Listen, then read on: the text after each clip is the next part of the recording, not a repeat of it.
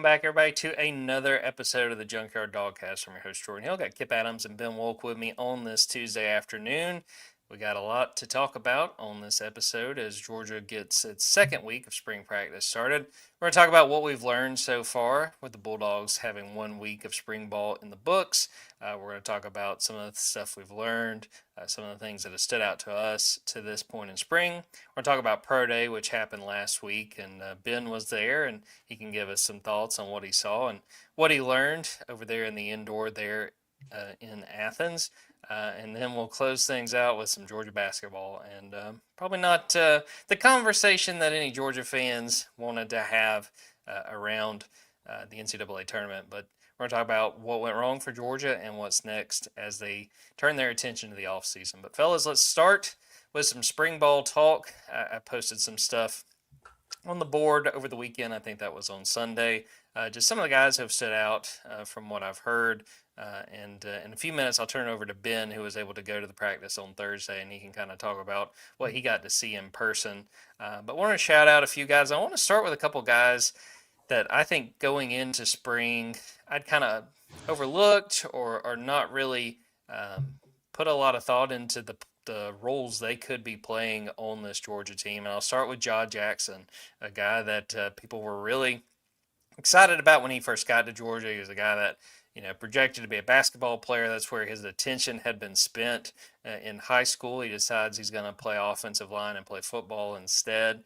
And it's taken him a little while, but he's gotten some attention so far. He's been working at right tackle with Ernest Green back at left tackle. And early on, the reviews are really good. And I think that he is pushing for an opportunity to start. Now, we always like talking about in the spring, especially this early in spring, look, they're going to work a lot of different combinations.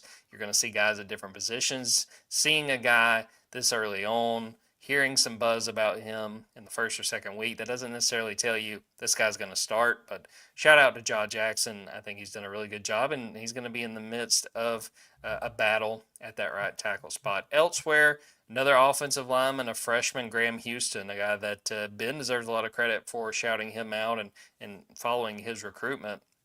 There were a lot of people excited about him coming to Georgia, and I think that he's done a really good job of turning heads early on.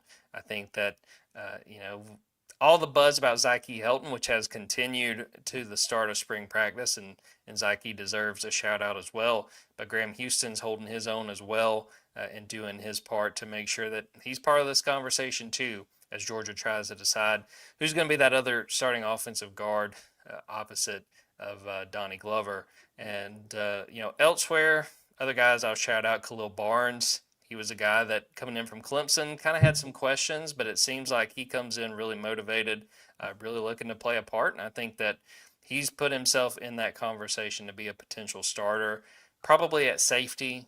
Part of the conversation over on the Junkyard was, do you play him there? What do you do with Rayshawn Dinkins, who'd been playing star? Kind of watching Khalil Barnes for that other safety spot, and he's done a really good job as well. Shout out just really quickly, other guys, Valdon Sohn continuing to do a really good job. Talon Taylor, people are really excited about what he can do. And Isaiah Canyon, the Georgia Tech transfer, who I think so far has lived up to the hype and has high expectations. People watching him to be that starting X receiver, and based on what he's done so far, I think he's put himself in really good shape to do just that. So, Ben, I'll turn it over to you and kind of want you to start with what you actually got to see on Thursday. You were able to go to that viewing period. What stood out to you and what kind of sticks with you a few days removed from that? Well, yeah, as always, we got about 15, 20 minutes, and I like to take a lot of things with a grain of salt when we're out there. And I'll start with you talked a lot about the offensive line. Offensive line rotations are one of those things that I really like to not read too much into what we see in our brief window when we're out there, because I know that, especially at this point in spring practice, everyone is getting a lot of reps at a lot of different spots so they can figure out who does what well. And so when we're out there, Jah Jackson was getting a lot of right tackle reps.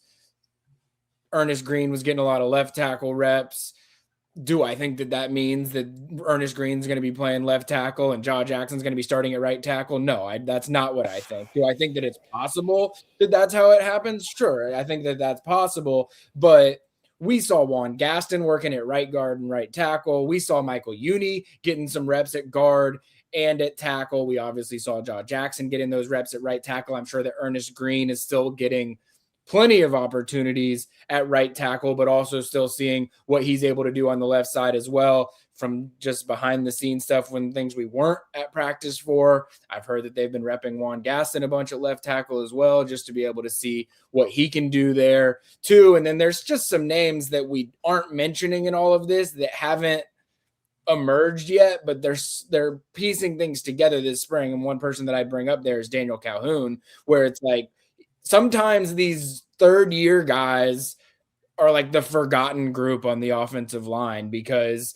there's the guys that have emerged early in their careers, or they're the senior veterans that have played a bunch and we know that they're going to be part of the rotation. And then there's the new coming freshmen like Zyke Helton, like Graham Houston, who deserve all of the praise that they've been getting early on, or like what Dontrell Glover was able to do last year when he arrived in the summer. But there are still some of these, the Michael Unis of the world, the Daniel Calhouns of the world, that are 100% a part of this rotation conversation. And I don't think that anything has necessarily been decided on that front, but it's always interesting to see, one, whose bodies have come along over the last time that we've seen them, and then two, like, what are we hearing behind the scenes in terms of who's getting to rep where. So that was an interesting one. I think there was a lot of attention and focus out at practice on the offensive line group.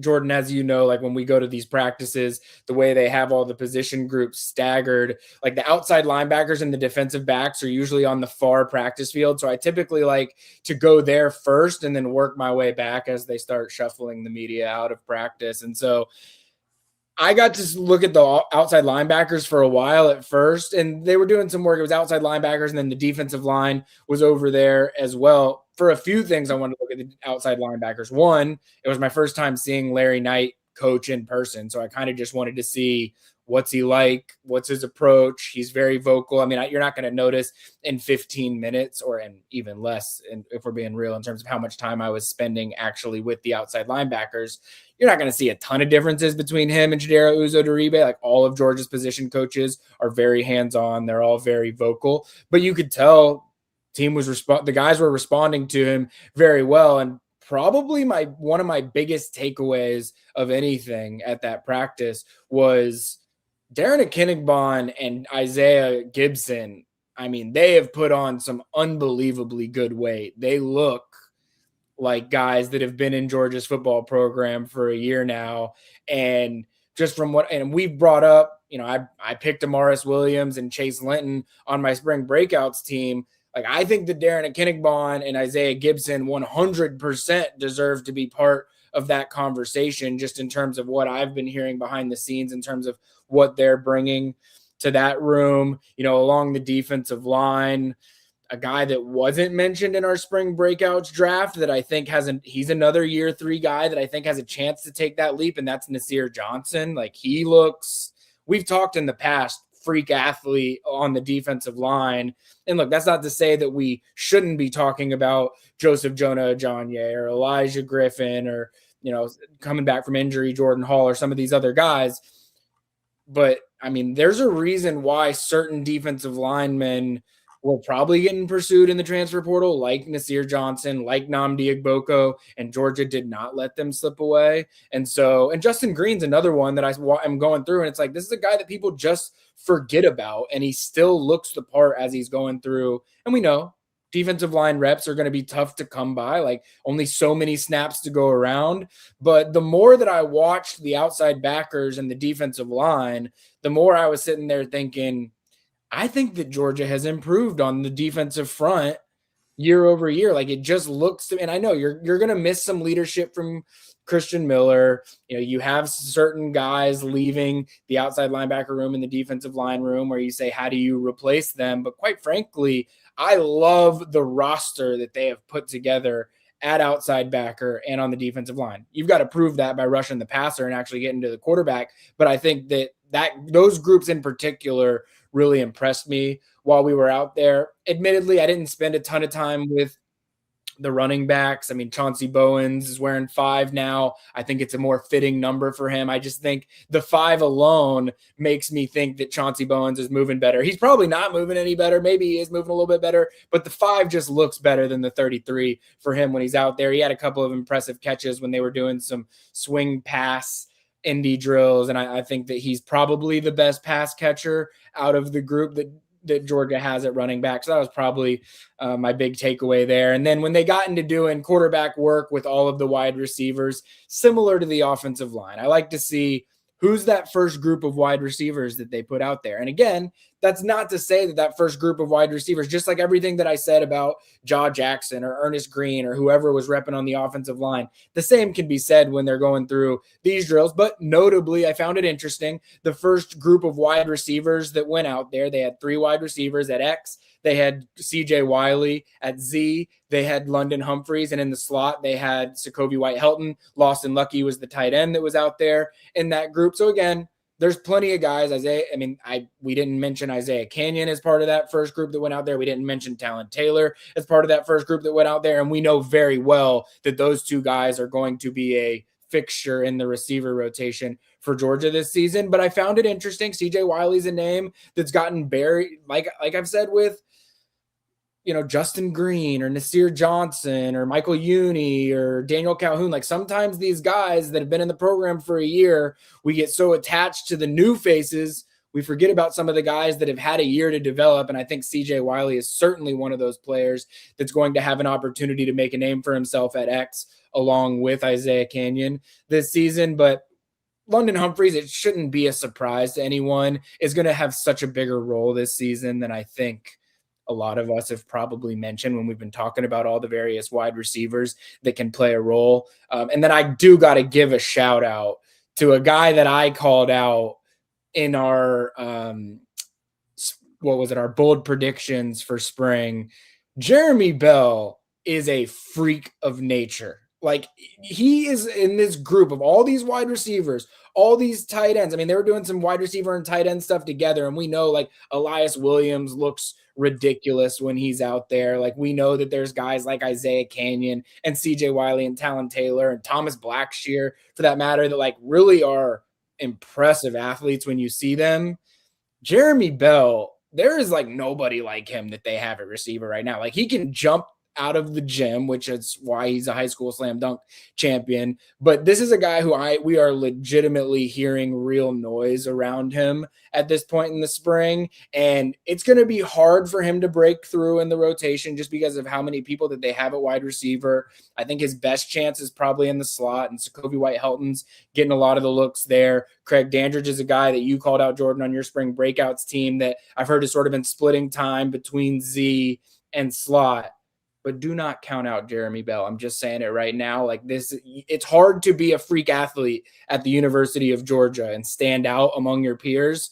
And somehow this guy that was Indiana told this guy 2 years ago when they changed staffs, like, hey, we're going a different direction. We don't really have spots for out-of-state receivers that we're not totally sure about right now. And Georgia got him as a walk-on, and they very intentionally made sure to retain him for the 2026 season. And he's just a name that I have to bring up because he is getting a lot of positive feedback from folks that I talked to. Yeah, just based on what we've heard so far, I mean, he's working toward actually, playing this year, being a part of that receiver rotation. The only objective sports fan on YouTube, I think he summed it up well. Jeremy Bell has always been him.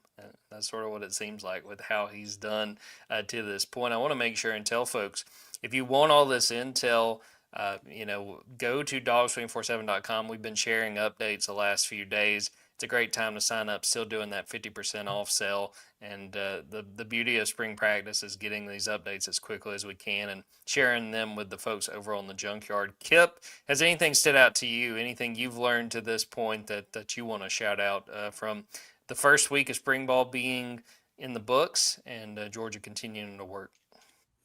It is early, but I do not think we've talked enough about Jaw Jackson as far as, him being in the mix to potentially be a starter for this Georgia team this season. And again, it is really early, and he's got a lot to prove. A lot of people are just going to look at, how he performed early on in the season last year and just be like, no, never again. And that's just not how college football works. Like, you aren't your first playing time in college. If that were true, like, there are a lot of players that, we should have already written off who have starred and are in the NFL and everything. But if he's able to maintain this buzz and continue to impress, it just completely changes the outlook of the offensive line. And then just think about the potential with Juan Gaston and John Jackson on the right side. Never mind the fact that they're just as massive human beings as you can possibly have on one side of the offensive line, but it just changes the entire complexion of the depth chart. I mean, Akina Boku, we've already talked about him as, potentially being another freshman that they might need to start, but him being able to maybe back up Ernest Green and focus on that. And then, having Juan Gasson and Michael Weenie maybe rotate in at right tackle if needed. It helps the entire depth chart. So I think, I could see why Georgia wants to give him every opportunity possible to earn the right tackle spot, because I just think, again, that makes your depth chart go from when the portal window ended and we're like, why didn't Georgia get another offensive tackle, to, you know what, I guess maybe, we sold them short and we forgot about Jaw Jackson, a guy that, again, third year of really focusing on football. So, but a ton of potential, and could be just one of the biggest storylines for Georgia in college football. If you just have an overtime basketball player starting at right tackle at Georgia, it just opens up a whole new evaluation process for everyone. So I just think that's potentially one of the more intriguing storylines for Georgia, this spring and potentially this entire season. And then you guys kind of brought it up by naming so many guys. Like, the depth at wide receiver is ridiculous, because I'm listening to Ben talk about, Jeremy Bell and the other guys, and I'm like, well, Thomas Blackshear's still there in the mix. And, well, yeah, Jeremy Bell's been really good, but do you think he gets more playing time than Landon Roldan? Like, who goes out there and gets more snaps at the slot and outside? I'm not really sure who that would be. Like, those three guys are probably fighting to be on the too deep for Georgia's wide receiver depth chart right now. And that kind of tells you a lot about just, like, it's not having too many mouths to feed. It's just that Georgia's assembled a pretty deep wide receiver room, and we all know how quickly depth can go out the window. So it's a good thing to have right now. And it's also just a good thing that there's only one transfer portal window, because that's the kind of depth you want to lock into for the entire offseason, and know that you got a lot of really, really talented pass catchers for Gunnar Stockton, and really what seems to be the other quarterbacks this spring, to work with. I think that's kind of the the other storyline is, I think this is the Ryan spring practice, where you're getting a ton of reps for Puglisi and Ryan Montgomery. Who's going to be that backup quarterback? Like, this is the real battle, because it's starting to look forward. It's like, who is the next guy after Gunnar Stockton? And I know everyone just wants Gunnar Stockton to get pushed, but I think looking ahead and seeing who that next guy is, that's going to be a fascinating storyline for us to watch the rest of spring as well. I was going to mention with Gunnar that he was in a knee brace. Based on what I've been told, I'm not worried about that. If we were in fall camp, maybe I'd be kind of concerned, but we're so far away from the season, I don't think it's anything to worry about. Ben, I was going to put you on the spot, so I'm sorry if I'm wrong here. Did Jaw Jackson, did he play with Bronny James back in his basketball days? Yeah, in high school, they were on the same high school basketball team. And yeah, one night I've had, for whatever reason, we have the Overtime television network on our YouTube TV subscription. I think it's like one of the channels that comes when you get the Red Zone package. And I just found myself on a random night, on the Overtime Elite channel, and they were showing old games. And I realized that it was a game that Jaw Jackson was in. I think he had 8 points and four rebounds or something like that. It wasn't like he blew it away, but it was just watching this guy play kind of professional basketball to an extent. It's crazy to think that dude is like playing offensive tackle at Georgia now. And to Kipp's point, like that guy more than anyone is someone you can't just give up on because you saw him have a couple of bad snaps. Like he was playing basketball 2.5 years ago. Like it was going to take time for him to coach and develop. And we heard Kirby Smart say it at the first media availability of spring practice where he was getting asked about offensive linemen. And he was like, guys do not come to Georgia ready to play offensive line. Like it takes time. And like, that's why they don't bring in transfers and they try and build from within, build out of high school. And you don't see guys that are playing at Georgia on the offensive line transferring out. You don't see guys being brought in, transferring in to be starters on the offensive line because Georgia knows what it takes to actually get ready to play on the offensive line. And if Jaw Jackson is starting at either tackle spot at the beginning of the 2026 season, there will be no better case study for that in terms of what development you can get once you step foot on campus. Because I can just say from talking to folks, when he arrived on campus 2 years ago, he was raw and they did not know exactly what he was going to be able to turn into. And the fact that he's doing what he's doing right now in spring practice showcases just what getting coaching over the last couple of years can do for you. Before we go to a break, I do want to bring up something that Ben mentioned a few minutes ago, and it's jersey number changes. And Ben, while I'm talking, if you need to pull it up just to refer to it, I'm a big believer in jersey number science, especially when it comes to changing your number. And Ben hit on one of two I wanted to shout out, and one of them was Chauncey Bowens moving from 33 to 5. That's Garrison Hurst's old number. I'm a big believer, and I kind of like in the last few years, Georgia's done a good job of, getting Nate Frazier 3, Bo Walker wearing number 24, like No Sean Moreno did. So I like that one. That one stood out to me. Quintavious Johnson, I believe, is now wearing 3, which is going back to his high school number. Yeah. So really like that. And then the other one I want to shout out, I think the top one, no question, Talon Taylor moving to number 1, which is great for a receiver. They've had a lot of success with guys wearing number 1. Zachariah Branch just did it. But the biggest thing, you got him off of number 11. The 11 wide receiver at Georgia, I think it might be cursed. So I don't know who was behind that, the motivation behind it. But moving Talon Taylor off of 11 to number 1, that was the biggest one for me. Ben, did you have any that you wanted to shout out? Well, yeah, I'm not going to let Jordan fall into the Arian Smith 2 years ago led the team in receiving yards. I realize he wasn't perfect, but Arian Smith was who Arian Smith always was. And in the 11 jersey, he was completely fine. Talon Taylor last year, I know what he did on the 2 snaps that people got to see. He was fantastic for Georgia throughout the course of the season at practice behind the scenes last year. So I'm not going to let the number 11 slander happen because my guy Jeremy Bell is going to break whatever non-existent number 11 curse people seem to think exists. DeMello Jones flipping over to the number 8 jersey now that Janelle Aguero is no longer there. I like that one. I do like Talon Taylor in the 1 jersey. I think that's a really, really good one. I wore 27, so I was a 27 guy. So seeing Jay Lamar in the 27, seeing Blake Stewart in the 27, I like both of those personally. 2 guys that I'm a big fan of. And, I always like to see guys in the Georgia 27 jersey that I think will wear it well. I'm trying to think if there's anyone else. Kipp, I know you did the long form on it, so you might have a better recall. Donnie Glover's moving from 63 to 58. It's not necessarily a big difference in terms of how it looks, but notable that Donnie's going back to his high school number.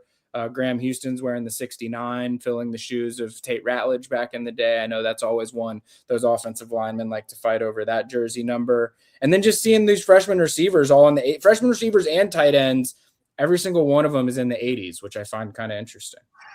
I love that just for the throwback of, when receivers used to wear the number 80, in the 80s. Kipp, did you have any you wanted to shout out? I don't know of any of the jersey changes. I think, Elijah Littlejohn getting, Quintavious Johnson's old number 33.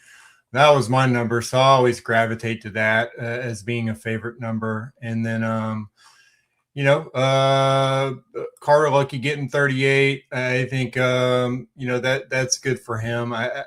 I like the freshman trying to figure out what numbers did they like? Are they getting the one they want?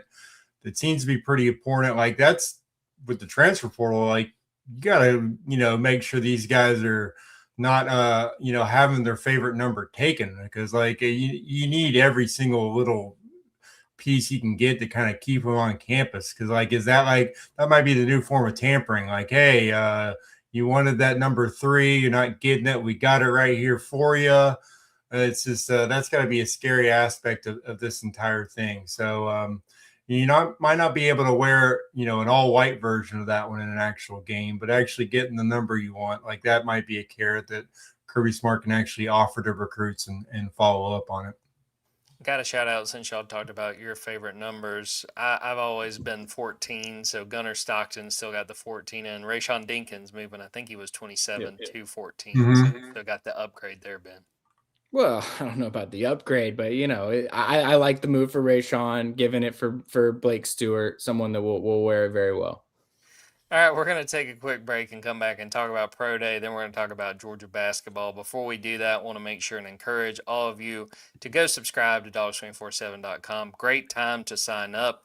We've gotten spring practice started. Before you know it, we're going to be in the middle of summer, and then the countdown to fall camp is on. Got Georgia baseball going on. Georgia basketball season's over, but transfer portal is heating up, and it hasn't even opened yet. I believe it opens on April 7th, but been posting intel on what I'm hearing, what I'm expecting Georgia to do, who might be staying, who could be leaving. So would really encourage you guys to sign up there. Again, 50% off sale still going on over at Dogs247.com. And join us. We got this is the perfect time of year because we're talking about football, and there will be a little bit of a break once spring ball ends, once G-Day's in the books, but then you'll turn around and fall camp will be getting going. So we'll take a quick break and be right back.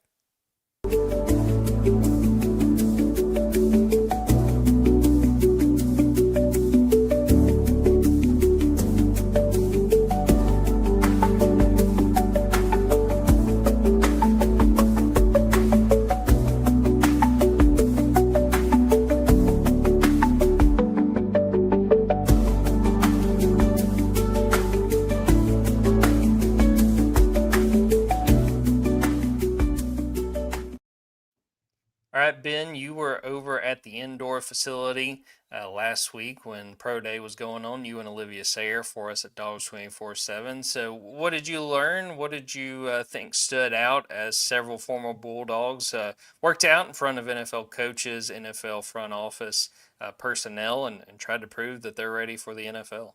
Yeah, I mean, aside from the fact that there were like 90 Falcons staff members there, I feel like every time I turned around, there was someone with a Falcons logo on their chest. But I would imagine this is going to be a little bit of a vanilla answer, but I think everyone was kind of watching what Oscar Delp was going to do because he didn't get to do it in Indianapolis when he met with the media at Pro Day. I mean, I don't want to put words in his mouth, but he was kind of pissed off about how things had unfolded in Indianapolis. And it was over something that he was aware of was like kind of a thing at one point during the middle of the season, but it was not debilitating in any way. So it didn't stop him from playing. It didn't stop him from practicing. And so I think when he gets to Indianapolis and he gets the medical testing and they're comparing it, what he got in Indianapolis to what he'd had imaging done of during the season, and there's not a whole lot of difference there. I think he was a little annoyed that he wasn't going to be able to, and I know that he was stating his case and getting Georgia doctors and everything to try and be able to perform in Indianapolis, and the NFL was never going to let that liability possibility happen. So Pro Day was a huge day for Oscar Delp, and there were a lot of NFL teams. I mean, every single NFL team was there. There were a lot of people from multiple NFL teams had several staff members that were there. So there's a lot of NFL people there, and they're watching everyone. But I can tell you, whenever Oscar Delp was doing something, everyone was watching it. Like everybody was huddled around seeing, all right, how's he going to jump in the vertical? He has the highest vertical out of everybody that performed with a 38.5. He does his broad jump, and I can't remember exactly what he tested in the broad jump, but it was impressive. I remember some looks being given from some scouts that were around me, both in the broad jump, but also when he was running his 40. And if you needed any proof that he felt great about how he ran in the 40, he only ran it one time. And I think the official number was a 4.47. And I mean, that's going to make Oscar Delp some money. And I think that his big thing, and he said as much when he talked to us, but what he wanted to prove was, I have been pigeonholed at times as being this bigger body blocking tight end, and he does a lot of stuff in line, or did a lot of stuff in line when he was at Georgia. But I think he really wanted to show, like, I'm kind of a freaky athlete myself.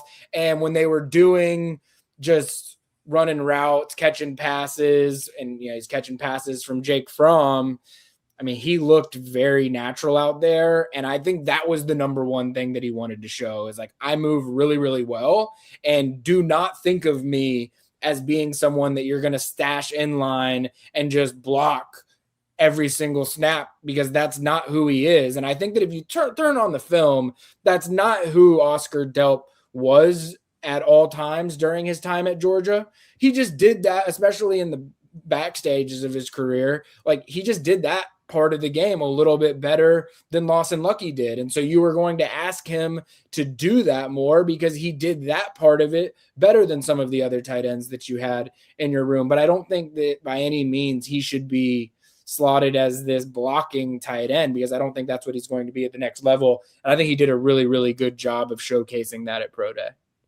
Yeah, I'm convinced, and Ben, it sounds like you agree. I think Oscar Delp's a guy that is going to be more productive at the next level than he was at Georgia. And that's not to say he didn't do his part. I kind of mean more so statistically than anything else. Kipp, in the time since Pro Day, has anything stood out to you as far as what's sort of perceived as stock up, stock down from some of the Bulldogs who are getting ready for the draft?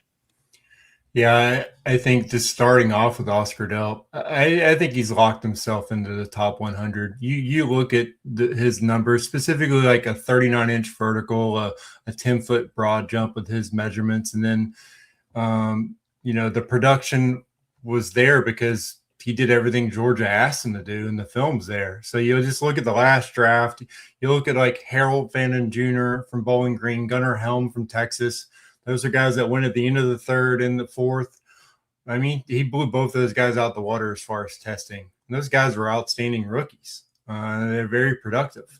So he's got everything, he's checked every box to say, I'm worth going, being taken in the first 100 picks. And I think you look at the rest of the group, and, a lot of guys that either, weren't able to even compete at the combine may have gotten himself drafted, like Cash Jones going out there and working out, Noah Thomas going out there and working out. Those were big. It was big days for both of those guys to go out there and showcase what they can do.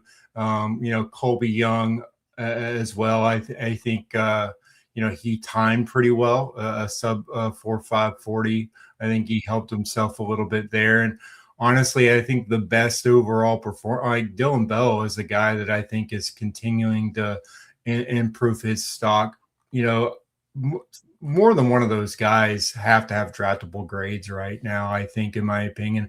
And it only takes, being on one team's board and to them being the best player available.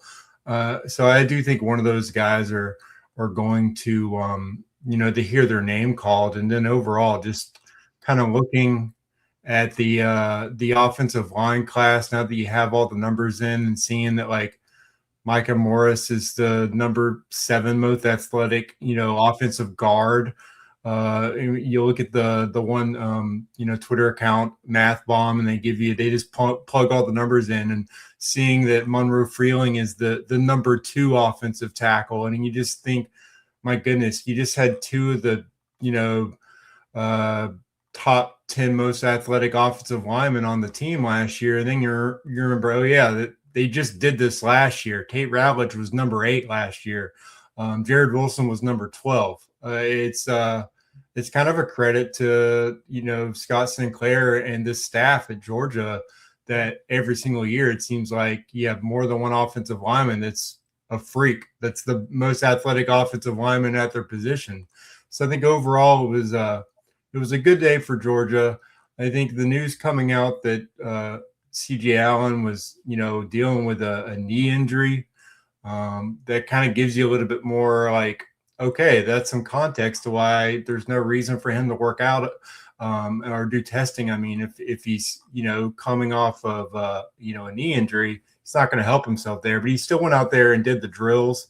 I think that kind of says a lot just about, hey, I know that I'm not going to look as explosive as I normally do, but I still want to work out for these teams and showcase what I can do. I think that kind of just says a lot about who CJ Allen is. Ben, do you want to chip in at all with the discourse that this was what was nice about being in Buffalo was I did not have to see any of the CJ Allen discussion after the pro day. Do you want to chip in at all? I mean, one, I don't know 100% like medically where he's at or if that was like inhibiting him whatsoever. It's not like I'm just going to be blunt here. It's not like CJ Allen's ever been known for like his cover. Like he hasn't been this like exceptional cover guy throughout the course of his career. But what CJ Allen does, and look, we waited around for about an extra half hour or so after all the other players had come through and done interviews and they were done. And we hung around. It might have been 30, 45 minutes and we're waiting on CJ Allen. And why are we waiting on CJ Allen? Because he's talking to every single NFL team that was in that building because they want him for his brain. They want him for what he knows of defense. I mean, I can't remember who it was or where it was. So I'm sorry that I'm not going to credit it properly, but someone had written something about an NFL team had told them that CJ Allen went into their draft room where they had conversations about defensive scheme and that he was like outwitting their linebackers coach and their defensive coordinator. Like that is the level of thinking that you are getting from this guy. And so like, I'm not going to sit here and say that I think that CJ Allen is going to go to the NFL and be the greatest covered linebacker that exists in the NFL. That's not who you're bringing in. Like some of the criticisms that I heard, and I'll just call it out, Braden Fajoko, I think was the one that probably sent the Georgia fan base into the number one tailspin. And while he went way overboard with his CJ Allen criticism, there were some layers of truth to what he was saying there. Like a smart NFL team is not going to be having him cover slot receivers on a regular basis at the NFL level because he is going to get eaten a little bit. But this is a guy that knows what he is capable of, knows what every single person on the defense is supposed to be doing. And I can say with absolute confidence, you will not regret drafting CJ Allen to be on your roster. And I think that these NFL teams are very aware of that. And that's why they're having so many meetings and conversations with him to understand like what does this guy bring and what does he do well. And he's probably one of the most self-aware players in the entire NFL draft. And so it's not like CJ Allen's going to sit there in these rooms and be like, oh yeah, like you put your best receiving tight end out there and I'm just going to lock him down all game long. Like he knows that's not who he is, but that's also not who he's going to be asked to be. Because if you're a smart defensive coordinator, like you're going to have versatility in your linebacker room that's going to allow you to do different things. And you're going to have CJ Allen do what he does really well. And he's going to be successful at doing that because nobody is going to be more prepared at doing that than CJ Allen. So like, that's my way of being like, I'm not sitting here saying that CJ Allen is like the greatest linebacker prospect that I've ever seen, but I would draft the heck out of CJ Allen and I would not think twice about it. I'm right there with you and be fascinated just to see when he comes off the board. And I think very highly of wherever he lands. He's got a really bright future. And I'll add, I sat here and I gave criticism. Like, I'm not criticizing his coverage skills, but I'm just like being realistic, I would say, about what he has been in coverage throughout his entire career. If I'm him, and I've seen the clip shared a few times, but he has that clip in the Auburn game on third down that is like one of the best linebacker coverage clips that you're ever going to see. It's like, if I'm him, I'm just showing that clip over and over again. I'm like, if anybody ever questions what I'm actually able to do in coverage, just go look at, like, I've done it. I've been able to do it before. That's what I would do if I was him. And then I would say, I'm smarter than everybody in this room. So that's what you're getting. And you should know that. Wanted to shout out Olivia Sayer, who helped Ben with the pro day coverage because she was balancing a UGA presentation. She went to baseball after that. I think she might have been the only reporter over there for the media availability. And in mentioning Olivia, I wanted to shout out too. We didn't do a clip this week, but Georgia baseball coming off of a successful weekend, take 2 of 3 out of against Texas A&M in College Station, so that was big. They're playing Kennesaw State as we're recording this on Tuesday. And then they're getting ready to play South Carolina, who now has an interim head coach because things are not going well in Columbia. All right, let's talk about. We just had Ben fired up. I think we're probably going to have Ben fired up here again. We're going to talk about Georgia basketball. Easy very, to do. Very disappointing appearance in the NCAA tournament. They make the tournament for the second straight year. They get blown out in the tournament for the second straight year. 102-77 loss to St. Louis. Georgia was the 8 seed. St. Louis was the 9 seed in Buffalo. I was there. I had a front row seat, quite literally, for that game. Just absolutely pathetic, I thought. I thought that they're lucky that they only lost by 25. They just really no-showed. I was pulling up Jeremiah Wilkinson after the game. He deserves credit because he just called it like he saw it. Quote, "We didn't play hard at all," and that was part of his quote. And I'd written a little bit about what he shared and what he showed. But, yeah, it was a game where Georgia started off slow offensively, and then it just kind of felt like they just went through the motions. And went into halftime, they were down probably 16 or 17, and I said, all right, I think I even put on the Junkyard, all right, these first 4 minutes of the second half, that's going to tell us if Georgia can fight back. And I don't know if it was in just those 4 minutes, but St. Louis scored the first 18 points of the second half, and it was all over from there. So I want to take it 2 pieces at a time, and we're going to start there. Ben, your thoughts on that game and another sour end to the season for Georgia. It went a lot like last year. They end the regular season on a high note. They lose their first game in the SEC tournament, and then they get blown out in the NCAA tournament. I mean, I think you summed it up pretty well. It was a pathetic performance. Like, if I don't know how to explain it. I mean, they lost their 4 postseason games they played the last 2 years, and they weren't very competitive in any of them. St. Louis was clearly more prepared and ready and wanting to be there, or however you would describe it.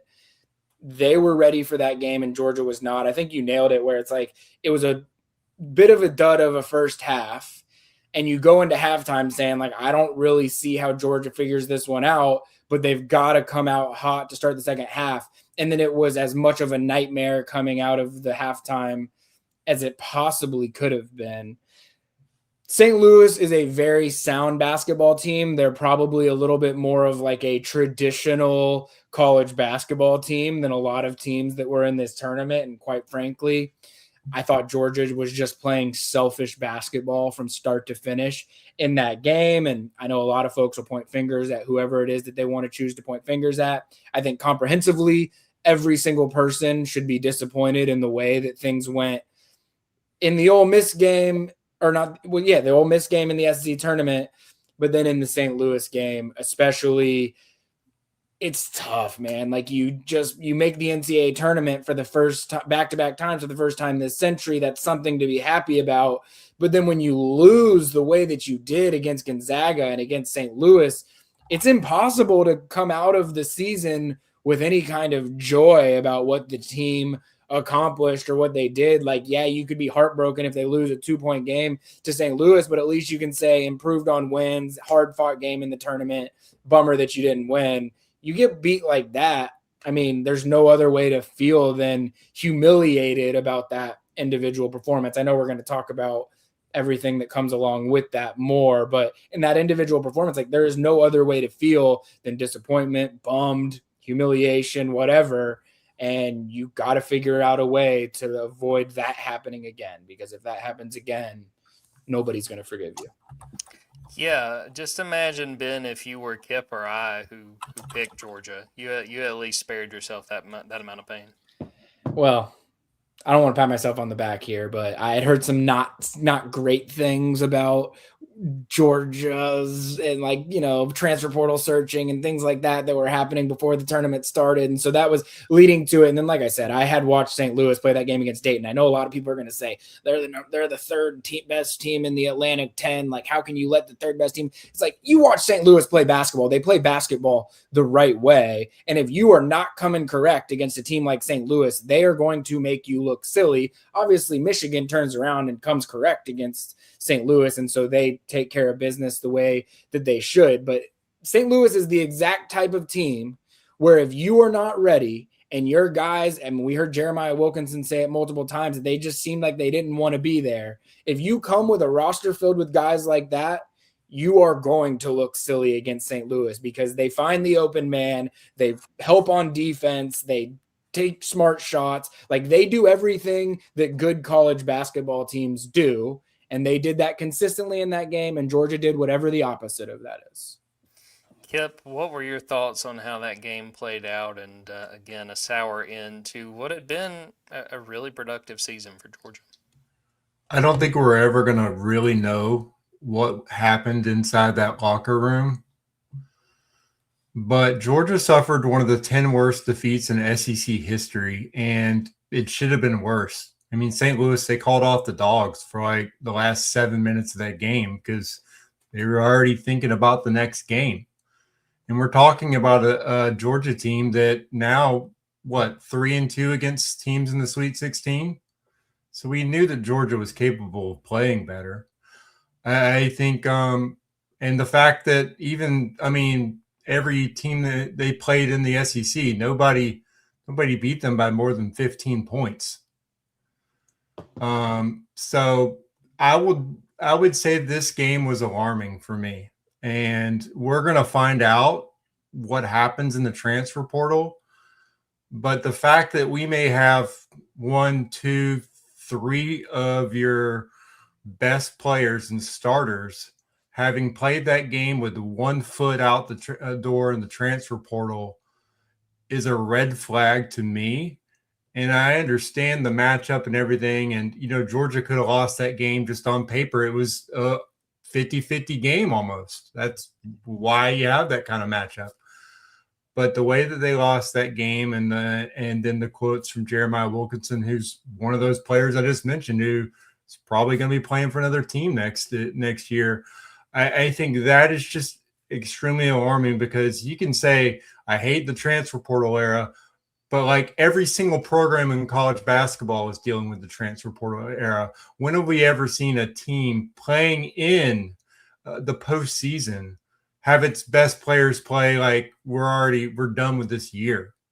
It's just, that's just a truly, from a fan's perspective, you have every right to be completely upset. This is separate from the issue of, is Georgia getting enough support? Is Mike White underachieving? Like, is he getting the things done that he should be done? Which up until that point, everyone was pretty much in agreement. Like, this program's on schedule, and they kind of still should be. But that performance leaves a bad taste in everyone's mouth for that reason. If you're going to have your best players basically giving up in the game, that is a huge issue. Maybe it is an assistant coaching issue. You weren't able to get these guys locked in. It is definitely the most important part of, I think, Mike White's offseason in terms of his staff. You got to have a staff to make sure they get everyone locked in. Because if you knew going into this game that your best players have already checked out, then don't even play them. Put them on the bench. All right. If you know going in, these guys have already said, hey, coach, I'm leaving. I'm not really, I know we're in the tournament. We played this whole season together and, had the most wins that we've had, but we're not going to give it our all. Then there's no reason those guys should be on the court. And so that's why that performance is upsetting. Like, those guys shouldn't even be out there if there's, if they're half-assing it. I'll just say it. And that's what it looked like. And the score reflected that. So that is where, Mike has two different things he's got to deal with: reloading, and he's got to deal with, okay, why did this happen? Why did I get this effort from guys who are really talented and we should have been able to get a win in this tournament, or at least being competitive in that game. They weren't competitive in that game. And that is something that, again, you might get 21 wins again next season, but no one's going to trust your program until you go out there and actually look competitive in a postseason game. SEC tournament, NCAA tournament, that is where the bar is going to be for Mike White next season, and he should be the head coach. Now, like, that's a silly debate, completely a whole nother discussion, but that is where he is going to be graded moving forward. Is, can you actually get your team to show up in a postseason basketball game? Yeah, I mean, looking at for the folks who are watching or listening, trying to figure out who some of the players we're talking about, if you just look at the box score, you can get a pretty good feeling of the people who are just going through the motions. And go But ahead, I mean, Bill. I'll add too. I mean, it's like Jeremiah Wilkinson's part of that conversation as well. And like, while he scored well, like, I think that's like, there was a lot of players. And look, I'm not going to sit here and be naive and say it was only happening at Georgia. There's some teams that lost first round games that I am very confident the exact same thing was happening there as well. I don't know how these mid-major programs do it by the time they get here, because you're a team that's a 14.5 point underdog going into your first round game. And those guys just want to get enough buckets that they can go be playing at UConn next year or go be playing at Florida next year. So I don't know how those mid-major teams do it, but it is, the basketball transfer portal is a problem, and it is a toxic place this time of year. There's no question about that. So I wanted to talk about the road forward. I wrote a column in the hours after that game ended, so it was like 2, 3 a.m. when I was writing this. But talked about what went wrong and what happens next. To me, is the most important thing. I think that frustration with Mike White and the program is understandable, but nobody's getting fired right now. I mean, again, this was the first time Georgia had gone to the tournament in consecutive years since 01-02. And then, part of that gets vacated because of what was going on with Jim Herrick. So, I mean, it's been a minute. But for me, what I wrote about in that column, it kind of echoed what I'd written last offseason, where I said that that offseason before this current season was going to make or break Mike, because you lose Silas Jimmy Jr. to UConn, you lose Eric Pastrana, your top assistant, to Miami. All right, how do you handle it? What do you do? And to his credit, they did a great job. And again, 22 regular season wins, you do all these things. But now you're kind of starting back at square one. I mean, I'm kind of looking, again, I've talked about on our board the guys that I'm watching and thinking there's a pretty good chance they're going to leave. And really, if I could focus on one guy that I think is going to tell me how bad of a situation Mike White and the staff is in, it's what Cannon Catchings does. He's a guy I think Georgia really wants to keep. He did not have a good game. I think he went 0 for 11 in that game against St. Mary's. But if you keep him and keep a couple of the other pieces that I think are capable, and probably, if I had to bet right now, would stay, I think you can build on it. I think you can go into the portal. Mike has shown they know how to scout guards in the portal and go bring in guards and feel good about what they're doing. If they lose Cannon, you got a chance where this might be a mass exodus and you're really starting over. And then I think if that happens, you have to account for, okay, are the boosters giving you the funds to work with to go build an SEC caliber roster? We don't really know that. That's conversations I think that are ongoing. But this is a very dangerous place to be in if you're Mike White, in my opinion. I think that if they're able to keep some of the key pieces, that they'll be okay. But that is far from a sure thing. And it's one of those things that, again, I think that he's done a good job at Georgia. I think people very quickly have forgotten how bad it was when he stepped in. But it can fall apart really quickly. And that's why I see this offseason as so very important for the program if it's going to continue to compete. I know people want this to be a championship program. It's just not going to get there. I just don't see that as being realistic. As we talked about on the board, Ben, this week, Bruce Pearl, Rick Pitino are not walking through that door. Making it to the NCAA tournament, my thing is 2 out of every 3 years, 3 out of every 4 years. That's really what the realistic goal should be. They've done that, but they got to be more competitive. So for me, I think there's a little bit of, heat on Mike White, but I mean, with his contract, he's not going anywhere anytime soon. But this is a big offseason. I think we can get through the portal, and I can tell you how the next couple years of Georgia basketball is going to go. Ben, what's your outlook for where this program is right now, and specifically how important this offseason is going to be? Well, I've learned a lot, maybe the hard way through this, how much people value winning a tournament game versus putting together an entire season of success. And like I believe if you're the University of Georgia's basketball program and what it has been historically and I think it will always continue to be to an extent, it's like I put more value in can you consistently put together 20-win seasons, because we have seen how impossible that's been for Georgia to do. They just had the most wins in regular season history this past season. And so there has to be some stock put in that. I can totally understand the people that are devastated. They've given up on Mike White because they don't believe that Georgia can make a run in the postseason. And I don't disagree with that. I never felt that Georgia was hiring Mike White because they felt that he was going to be the guy that takes them to the Final Four. I never viewed him that way. I don't think anybody who hired him or made decisions about it viewed him that way. But when you take over a 6-win program that hasn't been to an NCAA tournament in, at that time, like 12 years or 13 years, something like that at the time. Well, I guess it'd probably been a little less than that with Mark Fox, but either way, it's like this is not a team that is going to NCAA tournaments. And Georgia, nobody can deny this. Georgia has gotten better every single year that Mike White has been here.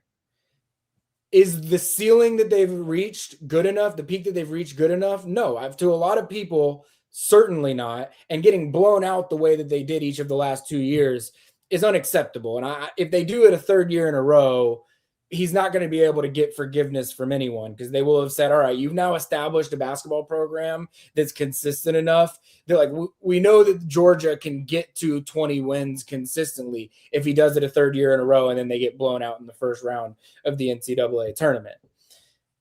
I caution a lot of people who think that there's just this snap your finger overnight fix to what's happening with Mike White. And this is a team that's elevated above Georgia in the college basketball world that I think is learning this the hard way. I think where Georgia is right now with Mike White, and obviously he hasn't been here nearly as long as John Calipari was at Kentucky, but I think that the tone around the fan base is very similar to how it was around John Calipari and Kentucky when he was leaving Kentucky. And they were done with him. They said he can't get this program to where it deserves to go and where it should be. And I think that Kentucky is learning the hard way that you don't just automatically get to go hire a guy that is going to be better than that. You're not going to just hire a guy that's like, oh, well, we're not happy with what John Calipari's doing. He can go walk to Arkansas and go get the best point guard in the country and go to the Sweet 16, and we'll just find a fix that's going to be way better than that. That's not how this thing works. Georgia can just as easily go hire Tom Crean and you're getting a 6-7 win season. Now, if Georgia, Mike White, where I was getting at on Dogs 24/7, anyone that's listening to this that was upset with me on Dogs 24/7 the night that Georgia lost to St. Louis because I was trying to rationalize the program and where it was at and what your expectations would be. And I didn't call anyone directly entitled, but I felt like there was a sense of entitlement that was going on a little bit within the fan base. If it happens again next year, I think we will see a change. All I was trying to get across was Mike White is Georgia's basketball coach going into next season, unless he does what he did with Florida and he says, I see the writing on the wall. I don't see things getting better here. I'm going to go find a different home where I can, buy some time for myself. Maybe he chooses to do that. I haven't heard that. I'm just saying that's the only way that Mike White won't be Georgia's basketball coach next season. So when I was hearing people saying this is a fireable offense, he should be gone tomorrow, I was just saying, let's live in the real world. Like, let's live in, like, let's not expect or complain about things. It's the same as the Mike Bobo stuff where it's like people have spent 4 years complaining about Mike Bobo being the OC and he's still going to be your OC. So just accept it, live with it, figure out how you can win the best that you can or reach the best thing that you can, knowing that reality.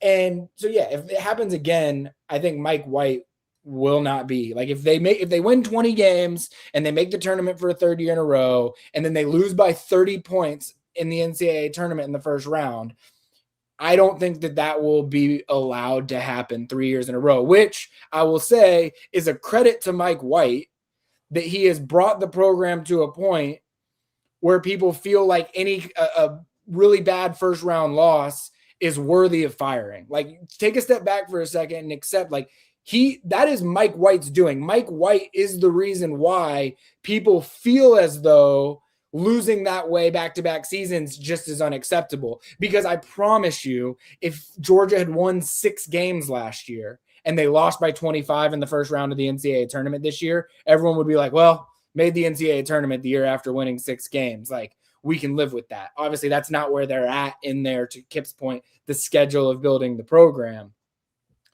The only way Georgia's basketball program is ever going to get beyond where Mike White has them right now. And I'm not saying, like, yeah, they can win first round games, second round games, maybe even with other coaches. I'm not saying that. But the only way they're going to get them to the point where I think people can truly believe or feel that Georgia is going to make a run consistently in the NCAA tournament is if they go hire a mid-major coach that has won games in the NCAA tournament the last couple of years, and he just has the charisma and the fire that is going to get that basketball program to the next level. For Alabama, that was Nate Oates. For Florida, that was Todd Golden. There's a lot of examples. I mean, go talk to LSU basketball fans right now and ask them if they think just going and hiring the hot name that had success in the NCAA tournament is going to solve all your basketball problems. It doesn't always work that way. And Georgia is like changing from Mike White and 2 seasons away from being back to where they were before Mike White started. So I'm just cautioning folks and saying, like, hey, he's going to be your coach next year. If it works out, great. He's going to continue to be your coach. If it doesn't work out, if they miss the tournament next year, he probably won't be Georgia's coach anymore. If they get blown out in the first round of the NCAA tournament, he probably won't be Georgia's basketball coach anymore. Georgia has to hit on that hire. They have to hit on that hire, because if they don't hit on that hire, we're back in 2021 and we're doing this whole thing over again. And look, I don't think that there's a lot of guys that are just consistently making Final Four, Elite Eight, Sweet 16 runs. And most of those guys that do not see the Georgia basketball program as an appealing place to be. And people just need to appreciate sort of what you have sometimes. Now, I'll be the first to say, they lose by 30 in the NCAA tournament next year, I'm not going to be defending whether or not he should be the coach next season. I'm not even defending whether or not he should be the coach next season right now. I'm just saying he's going to be the coach next season. So live in that reality. There was a couple things. Thank you so much for that rant. I really enjoyed that. You've got me on too many of these today. There was a couple things I wanted to point out. One, the Tom Crean piece of it. Look, it's not 1-to-1 the end of Mark Fox and where Mike White is right now. And the SEC was completely different back then. It was not nearly as competitive top to bottom. But I wrote in that column, it's a lot easier to fall back to 6-26 to jump than it is to jump up to 26-6. And another thing, Ben's talking about this job out there, and people were being ridiculous on our board. People, some people I really respect being like, there are coaches who would crawl through broken glass to come to Georgia. Give me a break, all right? I mean, and what I said, if they would have fired, let's say the day after that game on Friday, they fire Mike White. So you're telling me you're going into this coaching carousel and you're saying, yeah, the guy we just got rid of, he went to the tournament back-to-back years. That's the first time any coach has done that at Georgia. I think he's like the 5th coach in program history to ever just go consecutive years. I'm not even saying win a game, just go in back-to-back years. And you're going to sell that job and try to get someone to come in to a conference that's got Florida and has got Tennessee and Alabama and has got this football program that we all know is going to take the brunt of the resources. That's not a secret. We all know the money that's involved in football. Like that's just ridiculous. It's not going to happen.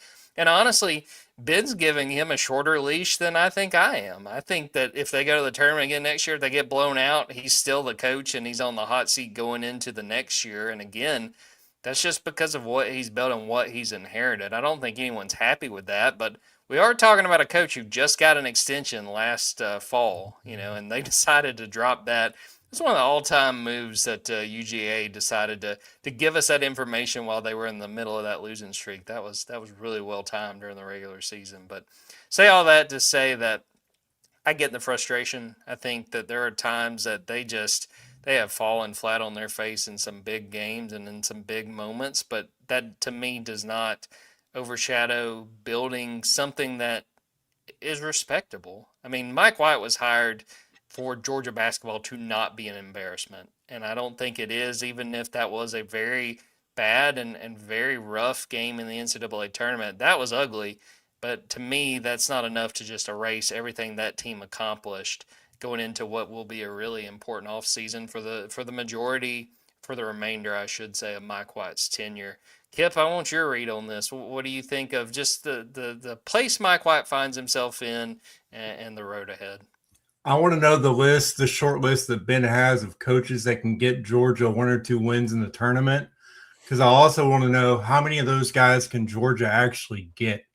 If you want this Georgia program to rise to another level to where they're winning multiple tournament games, which, I mean, has anyone listening to this show even seen that happen at Georgia? Then you're going to have to show up with a whole lot of money. Like, you need a booster out there that's willing to just dump millions into this Georgia basketball program, into the program and then NIL. Otherwise, it's a non-starter. So where everything is now, where their funding is right now, you're going to get Mike White production at best. Like, this is the ceiling of what the Georgia program can do with everything it has right now. And so I think that's what you got to work with. There's no, like, be careful what you wish for. You either know you can pay his buyout and go spend a ton of money on a big coach and spend a ton of money on the roster that coach already needs, because that coach is going to need a guarantee. Hey, I'm going to need $10 million for my roster, or whatever much rosters cost now, and I'm going to need the upgrades here, and I'm going to need this for my staff. You got to have all that up front. And, I mean, I don't think that's going to happen. For where things are right now, I mean, Mike White showed he can make huge changes in the team. Look at the way the team played this year compared to last year. They were up and down the freaking court. They had like one of the top 10 offenses in college basketball because they went crazy tempo. Like, even on his Louisiana Tech days, he wasn't doing tempo the way he did this season, which means he adapted based on the roster he had. That's what he's going to have to do again. And I think you mentioned Cannon Catchings being like the way this thing's measured. I agree, because that last game, I saw the ups and downs of the system Mike White put in place. The downside was it was just me ball. It was like, just hit me with a pass, and they were just chunking bricks the entire game because they stopped moving without the basketball. It was my turn. And none of them got back on defense. And so that's where you go, okay, Cannon Catchings, we didn't utilize you the best we could. You went out there and looked terrible in the tournament, and because I put a system in place that ultimately just became guys just chucking shots. So that's where Mike White's got to show he can adapt again, change the system, and promote his players again, because he's still going to be able to go out there and tell everyone, guys, we almost scored like 100 points a game for most of the season. Like, we were one of the most exciting offenses in college basketball. You're going to get your numbers here. And then once he gets that roster, go ahead and adjust that thing and actually try to play some winning basketball. Like, you can get it done. I think Mike White built a team that was capable of winning in the tournament. There's a reason why, like, he should be brought back. That is the reason. You get another chance. I'm kind of in the middle where if they look like that again in the postseason, you start to look at the numbers, and it becomes up to the Georgia fan base and its booster program whether or not the numbers dictate replacing him, and the numbers dictate, can we actually do better?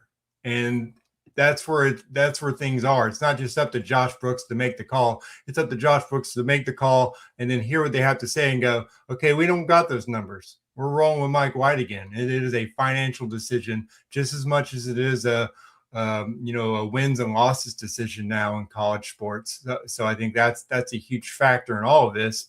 If you want to be a Sweet 16 team every year, then you're going to have to put your money where your mouth is as a fan base. That's just the way it is for an SEC program right now in college sports. But I think it's an interesting, we're kind of at a pivotal point for Mike White where he's done well.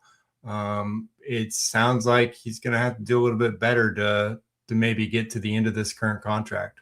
I mean, it was the only result that there could have been where we would even be having this conversation right now, and it happened. So it's like, I was the one that was sort of like making fun of people for doing the firing conversation midway through the season this year as he's about to make the NCAA tournament 2 years in a row. And it's like, even still, we're still having this conversation at the end of the season, which I do think is a testament to what Mike White has built, but it's also a testament to the fair question of where can this program actually go with him at the helm.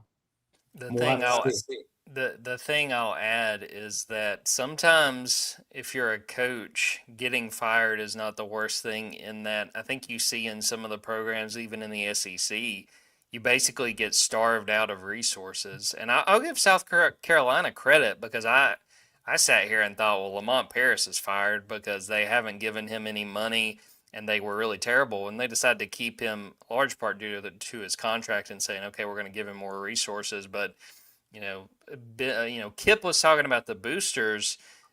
If they don't show up, Mike White's still got a contract and he's got to figure out a way to put a roster together. So the only thing I would just say, if Mike White's safe for this offseason, which I believe he is, that doesn't guarantee things are going to go smoothly. He may not have the resources he needs to put together a roster to have the kind of season where we're talking about the tournament again next year. If you're a booster that is genuinely upset about how the last 2 years went, I think now would be the time to really dig in. And it's like, I know that some people it's not my money, so it's easy for me to say that, but it's like other people might feel the exact opposite. Like, this is dead on arrival. Let's just call it quits. But we sat here at the beginning of the season and said they lost Silas Demery to UConn because they weren't going to be able to hang in those negotiations with UConn. They lose Asa Newell to the first round of the NBA draft. There is no way Georgia's going to be able to put together a better roster this season than they had last season. And yet they won more games. They have a higher seed in the NCAA tournament. There were some, for all the criticisms that you can have of him, there were some pretty good evals on Jeremiah Wilkinson, Smurf Millender, some players. I mean, obviously Jeremiah scored a lot of points in the NCAA tournament game, so it's kind of hard to dog on him in any capacity. But Cannon Catchings was a great eval, and he had a great season, and he is the guy that they want to retain. He laid a dud in the NCAA tournament, and you hope that he finds a way to be ready for the moment next time around. Smurf Millender, his size probably catches up with him once you get into the NCAA tournament, where it's a faster game. It's a bigger game. That just sort of was there. It was a challenge. They replaced what they lost with guys who during the course of the entire season performed just as good or even better in some cases. When you lose, I'll just say it, you're losing Jeremiah Wilkinson. You're losing Somto Surreal. How do you replace what they were able to bring and make your team even better? And Mike White knows those guys and what they actually were doing day in and day out better than anyone. So how can you replace what they did well and what they did poorly with guys that are going to continue to do those things well and maybe correct the things that they did poorly? You mentioned the mass exodus. Cannon Catchings is the one that they obviously want to hold on to. I know that there's some big programs, some that you've mentioned to me, Jordan, that have some of these exact same problems of their own going on. How do you retain Cannon Catchings? And quite frankly, anyone else, however it plays out, is how it plays out. Everyone is so worried about you might lose Smurf Millender or Blue Kane or Justin Bailey or Jordan Ross or Justin Absent or whoever it is that you're mentioning that was in the rotation. quite frankly, there's a lot of those guys that I just named. There's a lot of examples of those exact same types of players across college basketball. So I don't want to say that they're replaceable, but like you can find people that can do what they do well. So you got to find who is the guy or two guys on your roster that you feel you cannot afford to lose and find a way to retain them, and then try. And this is how college basketball coaches have to live nowadays. How do you replace 8-9 guys on your roster every offseason? And I will say that's probably the case for people that are like move on from Mike White, is like you're having to replace your roster every single year in college basketball at this point. So it's not one of those things where it's like, oh, you lose your coach, now you're losing a lot of players that go along with it. Those players are going away anyway. Like that's just how the world works in college basketball. But I think Mike White at least earned a little bit of credibility for how he was able to put together this year's roster with what they lost last year. So while there's a lot of folks that are like, how are you going to be able to sell a team to be able to get guys to come to your roster? It's like, if he has the money necessary to be able to put a roster together, I'm confident that he is going to know what they need to do to improve upon their deficiencies from this past season. I don't know whether he's going to get that funding or not, but I think that if he does get that funding, they are capable of doing similar this season and putting together a better NCAA tournament game than what they did this year. Certainly could not be worse. Be sure and follow along at dogs247.com. I got a portal thread. We said that last year for the record, and it was worse. Probably did. So stay glued to dogs247.com. We'll have all the updates on who's coming in, who's leaving the team, and all that good stuff. All right, before we get out of here, Kipp, I'm going to put you on the spot and make sure you unmute. Good. Do you want to talk about good news or bad news? I'm not gonna tell you which what is what, but would you rather talk about good news or bad news to close this thing out?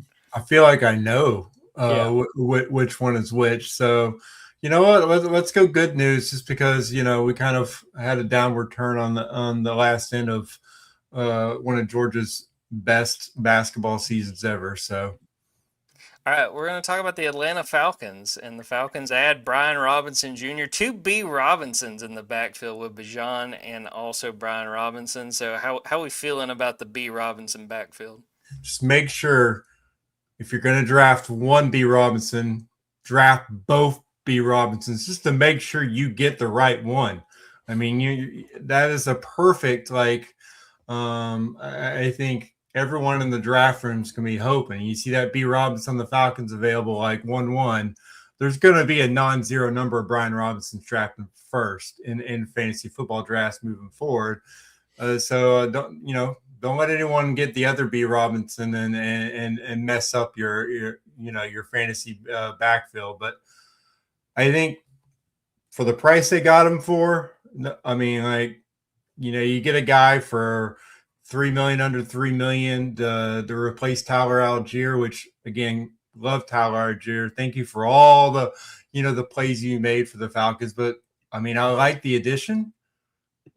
I like the moves they've made overall. I mean, even bringing in Trevor Siemian, I'm like, I've seen some preseason quarterbacks. I mean, we know no matter who the Falcons have, they're never going to play one of their top two quarterbacks in the preseason. No matter who's the coaching staff, front office, we're always going to see the fifth quarterback, whatever. I mean, they've improved, they've raised the floor of who we're going to get to see play preseason football at quarterback for the Falcons. And so I'm here for that. I think overall this offseason so far, all the things that they can control, the Falcons front office has done an outstanding job, because all these 1-year contracts, there's no bad deals. They're not on the hook. There's not next year we're going to be like, oh God, we're on the hook for $25 million in dead cap because the guy we got didn't work out. These are all just we're just trying to, clear the books for 2027, knowing that we're going to have $150 million in cap space next year. But they're able to do that without lowering the floor, really. They actually may have raised the floor a little bit on the talent level on the roster, and that's what you want to do. Be fiscally responsible and keep the floor the same and maybe improve your roster. Basically the opposite of what the Braves have done this offseason, which is the other conversation to be had, is that you were frugal when you needed to be, and you looked at your needs and you hit almost every need going in the draft, to where I actually know this is what they need in the second round. This is what they need in the third round. Like, I know they need a defensive tackle, needed a wide receiver. Those are the biggest needs now. Feel pretty good about that. Yeah, the bad news was going to be Spencer Strider being hurt, and Brave season starts on Friday, and I'm not expecting much out of that. Christopher Geiger on Facebook, OMG, you guys are trash. I hope you like talking to each other. Another satisfied customer over at on the Junkyard Dawgcast. We appreciate y'all tuning in, and we're going to end it right there. Thanks to everyone who watched us live, everyone who is watching or listening to it after the fact. Be sure and go subscribe to dogs247.com. Again, 50% off sale. Great time to sign up. We've got spring practice going on. Olivia Sayers covering Georgia baseball for us. We got basketball. We just talked about everything going on there. Portal season, what's going on, and what Georgia will look like next season. Great time to sign up. Go subscribe to the Junkyard Dawgcast wherever you get your podcast. Please rate and review. Helps us out a ton. Go to the YouTube Dogs 24/7 on YouTube. We got all the player interviews, Kirby Smart interviews, and Wes Johnson and Georgia baseball interviews there as well. And go check out the TikTok while you're at it. Got some good content there. So for Kipp Adams and Ben Wolk, I'm Jordan Hill. Until next time, take care, everybody.